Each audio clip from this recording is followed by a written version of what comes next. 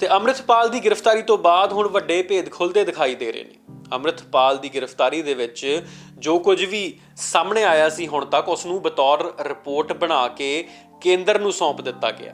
ਉਹ ਤਾਂ ਵੱਖਰੀ ਗੱਲ ਹੈ, ਪਰ ਹੁਣ ਅੰਮ੍ਰਿਤਪਾਲ ਜੋ ਕਰ ਰਿਹਾ ਸੀ ਉਸ ਉੱਤੋਂ ਵੀ ਪਰਦੇ ਉੱਠਣੇ ਸ਼ੁਰੂ ਹੋ ਗਏ ਨੇ। ਅੰਮ੍ਰਿਤਪਾਲ ਦਾ ਨਸ਼ਾ ਛਡਾਊ ਸੈਂਟਰ, ਜਾਂ ਫਿਰ ਗੱਲ ਕਰੀਏ ਅੰਮ੍ਰਿਤਪਾਲ ਦੇ ਵੱਖ-ਵੱਖ ਨਸ਼ਾ ਛਡਾਊ ਸੈਂਟਰ। ਅੰਮ੍ਰਿਤਪਾਲ ਦਾ ਇੱਕ ਨਸ਼ਾ ਛਡਾਊ ਸੈਂਟਰ ਉਸਦੇ ਪਿੰਡ ਜੱਲੂਪੁਰ ਖੇੜਾ ਵੀ ਸੀ, ਔਰ ਉਸ ਨਸ਼ਾ ਛਡਾਊ ਕੇਂਦਰ ਦੇ ਵਿੱਚ AKF ਨੂੰ ਲੈ ਕੇ ਗਤੀਵਿਧੀਆਂ ਹੋਣ ਦੀ ਗੱਲ ਕੀਤੀ ਜਾ ਰਹੀ ਸੀ। ਹੁਣ ਉਸ ਨਸ਼ਾ ਛਡਾਊ ਕੇਂਦਰ ਦੇ ਵਿੱਚ ਕੀ ਸੀ, ਜਾਂ ਫਿਰ ਉਹ ਨਸ਼ਾ ਛਡਾਊ ਕੇਂਦਰ ਕਿਸ ਤਰ੍ਹਾਂ ਦਾ ਸੀ, ਇਹ ਜਾਣਨਾ ਬਹੁਤ ਜ਼ਰੂਰੀ ਹੈ। ਇਸ ਉੱਤੋਂ ਵੀ ਜਿਹੜੇ ਭੇਤ ਆ ਉਹ ਖੁੱਲੇ ਨੇ, ਇਸ ਉੱਤੋਂ ਵੀ ਜਿਹੜੇ ਪਰਦੇ ਆ ਉਹ ਚੁੱਕੇ ਗਏ ਨੇ, ਔਰ ਦੱਸਿਆ ਗਿਆ ਹੈ, ਔਰ ਸਾਫ਼ ਤੌਰ ਤੇ ਉਸ ਵਿਅਕਤੀ ਵੱਲੋਂ ਹੀ ਦੱਸਿਆ ਗਿਆ ਜਿਹੜਾ ਕਿ ਉੱਥੇ ਆਪਣੇ ਵੱਲੋਂ ਡਾਕਟਰ ਬਣ ਕੇ ਆਉਂਦਾ ਸੀ ਅਤੇ ਇਲਾਜ ਕਰਦਾ ਸੀ। ਅਸਲ 'ਚ ਕੀ ਉਹ ਡਾਕਟਰ ਸੀ, ਇਹ ਜਾਣਨਾ ਵੀ ਬਹੁਤ ਜ਼ਰੂਰੀ ਹੈ। ਉਸ ਨਸ਼ਾ ਛਡਾਊ ਕੇਂਦਰ ਦੇ ਵਿੱਚ ਸੂਤਰਾਂ ਦੇ ਮੁਤਾਬਕ ਦਰਅਸਲ ਕੋਈ ਡਾਕਟਰ ਸੀ ਹੀ ਨਹੀਂ। ਉੱਥੇ ਜਿਹੜਾ ਵਿਅਕਤੀ ਆ ਕੇ ਮਰੀਜ਼ਾਂ ਨੂੰ ਦਵਾਈਆਂ ਦਿੰਦਾ ਸੀ, ਉਹ ਵਿਅਕਤੀ ਪਿੰਡ ਦਾ ਹੀ ਮੈਡੀਕਲ ਦੁਕਾਨ ਚਲਾਉਣ ਵਾਲਾ ਇੱਕ ਵਿਅਕਤੀ ਸੀ, ਜਿਹਦੀ ਆਪਣੀ ਇੱਕ ਫਾਰਮੇਸੀ ਦੀ ਦੁਕਾਨ ਸੀ। ਉਹ ਵਿਅਕਤੀ ਉੱਥੇ ਆ ਕੇ ਉਹਨਾਂ ਨੂੰ ਦਵਾਈਆਂ ਦਿੰਦਾ ਸੀ, ਮਰੀਜ਼ਾਂ ਨੂੰ ਦਵਾਈਆਂ ਦਿੰਦਾ ਸੀ। ਇਹ ਲੋਕ ਉਹ ਸੀ ਜਿਹੜੇ ਨਸ਼ਾ ਛਡਾਊ ਕੇਂਦਰ ਦੇ ਵਿੱਚ ਡੀ ਐਡਿਕਸ਼ਨ ਸੈਂਟਰ ਸਮਝ ਕੇ ਇਸ ਨੂੰ ਨਸ਼ਾ ਛੱਡਣ ਵਾਸਤੇ ਆਏ ਸਨ, ਤੇ ਉਹਨਾਂ ਨੂੰ ਉਹ ਵਿਅਕਤੀ ਦਵਾਈਆਂ ਦੇ ਰਿਹਾ ਸੀ ਜਿਹੜਾ ਇੱਕ ਫਾਰਮਾਸਿਸਟ ਹੈ, ਜਿਹੜਾ ਇੱਕ ਫਾਰਮੇਸੀ ਦੀ ਦੁਕਾਨ ਚਲਾਉਂਦਾ ਹੈ ਪਿੰਡ ਦੇ ਵਿੱਚ। ਯਾਨੀ ਕਿ ਉਸ ਵਿਅਕਤੀ ਦਾ ਕੋਰਸ ਜਿਹੜਾ ਉਹ ਡੀ ਫਾਰਮੇਸੀ ਦਾ ਕੋਰਸ ਹੈ, ਜਿਹੜਾ ਕਿ ਸਿਰਫ ਉਹ ਕੋਰਸ ਜ਼ਰੂਰੀ ਹੁੰਦਾ ਹੈ ਫਾਰਮੇਸੀ ਦੀ ਦੁਕਾਨ ਖੋਲ੍ਹਣ ਵਾਸਤੇ, ਤੇ ਉਹ ਡਿਪਲੋਮਾ ਉਸ ਵਿਅਕਤੀ ਦੇ ਕੋਲ ਹੈਗਾ ਫਾਰਮੇਸੀ ਦਾ। ਔਰ ਇਸ ਪੂਰੇ ਮਾਮਲੇ ਨੂੰ ਲੈ ਕੇ ਉਹ ਵਿਅਕਤੀ ਜਿਹਦੇ ਕੋਲ ਡੀ ਫਾਰਮੇਸੀ ਦਾ ਕੋਰਸ ਹੈ, ਉਹ ਪਿੰਡ ਦੇ ਵਿੱਚ ਦੁਕਾਨ ਚਲਾਉਂਦਾ ਹੈ ਆਪਣੀ ਦਵਾਈਆਂ ਦੀ। ਉਹ ਵਿਅਕਤੀ ਆ ਕੇ ਮਰੀਜ਼ਾਂ ਦਾ ਇਲਾਜ ਕਰ ਰਿਹਾ ਸੀ, ਨਸ਼ਾ ਛਡਾਊ ਕੇਂਦਰ ਚਲਾ ਰਿਹਾ ਸੀ, ਉਹਦੇ ਵਿੱਚ ਉਹੀ ਇੱਕੋ ਇੱਕ ਡਾਕਟਰ ਦੱਸਿਆ ਜਾ ਰਿਹਾ ਸੂਤਰਾਂ ਦੇ ਮੁਤਾਬਕ।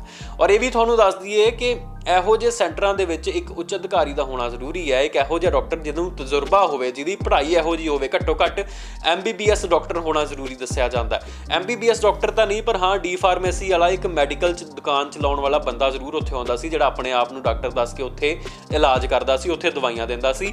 ਜ਼ੁਕਾਮ ਜਾਂ ਫਿਰ ਬੁਖਾਰ ਦੀ ਦਵਾਈਆਂ ਦੇਣ ਜੋਗਾ ਕੰਮ ਨਹੀਂ ਸੀ ਉੱਥੇ। ਡੀ ਐਡਿਕਸ਼ਨ ਸੈਂਟਰ ਖੋਲ੍ਹਿਆ ਗਿਆ ਸੀ। ਡੀ ਐਡਿਕਸ਼ਨ ਸੈਂਟਰ ਦੇ ਵਿੱਚ ਡੀ ਐਡਿਕਸ਼ਨ ਸੈਂਟਰ ਮੁਤਲਕ ਸਾਰੀਆਂ ਦਵਾਈਆਂ ਦਿੱਤੀਆਂ ਜਾਂਦੀਆਂ ਨੇ, ਡੀ ਐਡਿਕਸ਼ਨ ਮੁਤਲਕ ਦਵਾਈਆਂ ਦਿੱਤੀਆਂ ਜਾਂਦੀਆਂ ਨੇ, ਨਸ਼ਾ ਛਡਾਉਣ ਲਈ ਦਵਾਈਆਂ ਦਿੱਤੀਆਂ ਜਾਂਦੀਆਂ ਨੇ। ਪਰ ਉੱਥੇ ਇੱਕ ਫਾਰਮਾਸਿਸਟ ਦਾ ਕੀ ਕੰਮ ਸੀ, ਇਹ ਵੱਡੇ ਸਵਾਲ ਖੜੇ ਹੋ ਰਹੇ ਨੇ।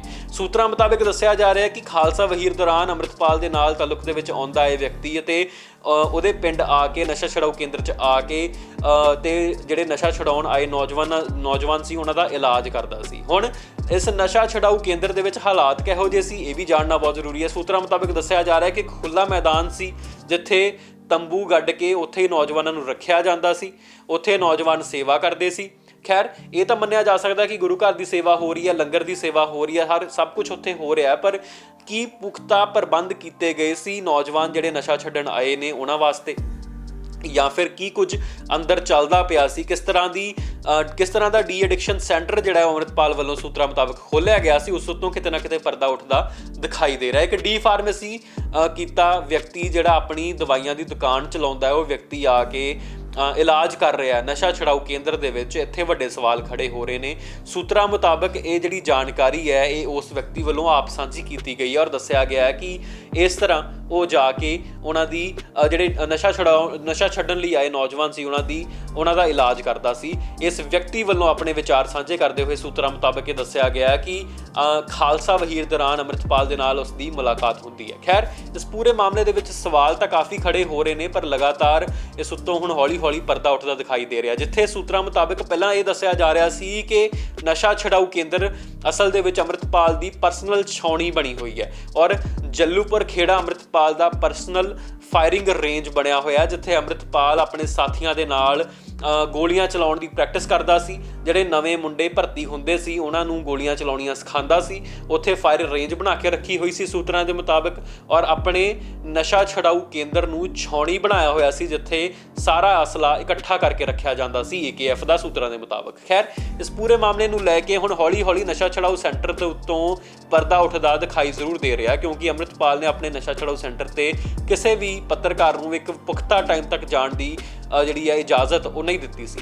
ਸੂਤਰਾਂ ਦੇ ਮੁਤਾਬਕ ਹੁਣ ਇਹ ਦੱਸਿਆ ਜਾ ਰਿਹਾ ਕਿ ਨਸ਼ਾ ਛਡਾਊ ਸੈਂਟਰ ਜਿਹੜੇ ਨੇ ਉਹ ਦਰਅਸਲ ਇਸ ਹਾਲਾਤ ਵਿੱਚ ਸੀਗੇ ਕਿ ਉੱਥੇ ਤੰਬੂ ਗੱਡੇ ਹੁੰਦੇ ਸੀ, ਇੱਧਰ ਉੱਧਰ ਨੌਜਵਾਨ ਫਿਰਦੇ ਸੀ। ਔਰ ਸੂਤਰਾਂ ਮੁਤਾਬਕ ਤਾਂ ਇਹ ਵੀ ਦੱਸਿਆ ਗਿਆ ਕਿ ਜਿਹੜੇ ਨੌਜਵਾਨ ਨਸ਼ਾ ਛੱਡਣ ਨੂੰ ਸਵੇਰੇ ਆਉਂਦੇ ਸੀ ਉਹ ਸੇਵਾ ਕਰਕੇ ਸ਼ਾਮ ਨੂੰ ਵਾਪਸ ਵੀ ਪਰਤ ਜਾਂਦੇ ਸੀ, ਯਾਨੀ ਕਿ ਖਾ ਪੀ ਕੇ ਸੇਵਾ ਕਰਕੇ ਵਾਪਸ ਘਰਾਂ ਨੂੰ ਪਰਤ ਜਾਂਦੇ ਸੀ। ਉੱਥੇ ਰਹਿੰਦਾ ਕੋਈ ਨਹੀਂ ਸੀ, ਜਿਹੜਾ ਰਹਿੰਦਾ ਸੀ ਉਹ ਤੋਂ ਪਹਿਲਾਂ ਇਹ ਦੱਸ ਦਿੱਤਾ ਗਿਆ ਸੀ ਕਿ ਉਹ ਗੋਲੀਆਂ ਚਲਾਉਣ ਦੀ ਪ੍ਰੈਕਟਿਸ ਉਸ ਤੋਂ ਕਰਾਉਂਦੇ ਸੀ। ਇਹ ਸਾਰੀ ਜਾਣਕਾਰੀ ਜਿਹੜੀ ਪਹਿਲਾਂ ਸੂਤਰਾਂ ਦੇ ਹਵਾਲੇ ਤੋਂ ਸਾਹਮਣੇ ਲਿਆਉਣ ਦੀ ਕੋਸ਼ਿਸ਼ ਕੀਤੀ ਗਈ ਸੀ ਪ੍ਰਸ਼ਾਸਨ ਵੱਲੋਂ, ਉਹਨਾਂ ਵੱਲੋਂ ਵੀ ਇਹੀ ਸਭ ਕੁਝ ਦੱਸਿਆ ਗਿਆ ਸੀ। ਔਰ ਸਾਫ਼ ਤੌਰ ਤੇ ਅੰਮ੍ਰਿਤਪਾਲ ਦੇ ਨਸ਼ਾ ਛਡਾਊ ਸੈਂਟਰ ਉੱਤੋਂ ਹੁਣ ਪਰਦਾ ਉੱਠਦਾ ਦਿਖਾਈ ਦੇ ਰਿਹਾ। Subscribe to One India channel and never miss an update.